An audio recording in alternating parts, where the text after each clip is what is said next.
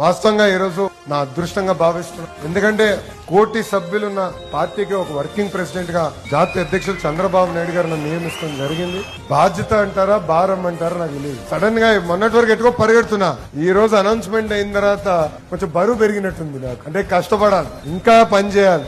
నేను పడుకోను, మిమ్మల్ని పడుకోని స్వామి సత్య నాకు తెలుసు. చాలా ప్రిపేర్ అవుతా, చాలా సిస్టమేటిక్ గా పనిచేస్తా. పార్టీలో కూడా మార్పులు రావాలని బలంగా నమ్మేది. కంటిన్యూస్ గా మార్పు అనేది ఉంటేనే మనకు కూడా ఉత్సాహం ఉంటుంది. నేను మా టీంకి ఒకటి చెప్తా, నిన్న చేసింది నేను మళ్ళీ రిపీట్ చేయను. ఈరోజు చేసింది రేపు నేను రిపీట్ చేయను. వేరే ప్రోగ్రామ్ కొత్త తీసుకురావాలి. నాకు కూడా ఒక ఎనర్జీ వస్తుంది. అప్పుడే నేను కార్యకర్తలు కూడా ఉత్తేజపరచగలుగుతానని నేను చెప్తాను జరుగుతుంది. ఇది మనందరం గుర్తుపెట్టుకోవాలి. ఈ రోజు నిజంగా నా అదృష్టమైన రోజు. అది కూడా పవిత్రమైన భూమి చంద్రగిరికి వచ్చినప్పుడు నాకు అవకాశం జాతీయ అధ్యక్షులు వారు ఇచ్చారు.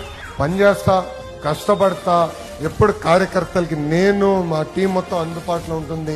ఒకటి కాదు, రెండు కాదు, 100 సార్లు మనం కలవాలి. మన సమస్య పరిష్కారం అయ్యే వరకు వదిలిపెట్టకూడదు. అంతేగాని అలిగి మట్టుకు ఇంట్లో పడుకుంటే నేనే వస్తాను, మీ లోకేష్ వస్తాడు, మిమ్మల్ని ఇంటి నుంచి బయటికి తీసుకొచ్చి పని చేపిస్తాడని ఈ సభాముఖం మీ అందరు తెలుపుకుంటూ నాకింత అద్భుతమైన అవకాశం ఇచ్చిన తెలుగుదేశం పార్టీ కార్యకర్తలందరికీ పేరు పేరున నా ఉదయపూర్ ధన్యవాదాలు తెలుపుకుంటూ మీ అందరి దగ్గర నుంచి సెలవు తీసుకుంటూ జోహార్ అన్న ఎన్టీఆర్, చంద్రబాబు నాయుడు గారి నాయకత్వం, జై తెలుగుదేశం, జై హింద్.